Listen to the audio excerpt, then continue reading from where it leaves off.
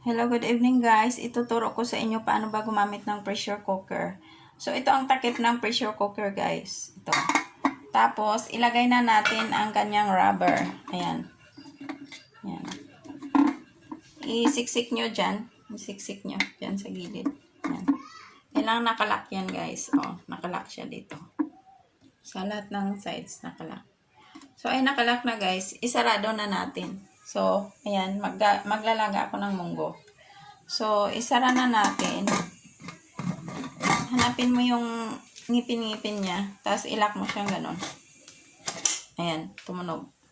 Tapos, ilagay mo itong kanyang nozzle. Ayan. Ayan, nakalak. Tapos, hayaan mo lang siya na kumulo ng kumulo. Sisingaw yan guys. Tutunog ito. Mag-whistle. Ayan. Hayaan mo lang siyang kumulo guys. Ngayon, pag yung gusto mo na siyang patayin mo. Tapos pabayaan mo muna ng halimbawa 3 minutes bago mo to siya tanggalin. Yan. Tanggalin mo siyang ganyan. Lalabas yung singaw dyan. Sobrang lakas. Tapos, pag wala na yung singaw, saka mo siya bubuksan uli.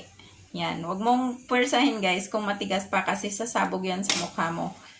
Masusunog yung mukha mo. Naalala ko dati, may chef na naluto yung mukha niya kasi pinuwersa niya ang pressure cooker.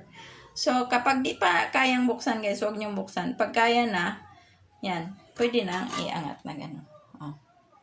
So, gano'n lang guys. Gano'n lang ang paggamit ng pressure cooker. May isang klase pa ng pressure cooker, yung automatic lock.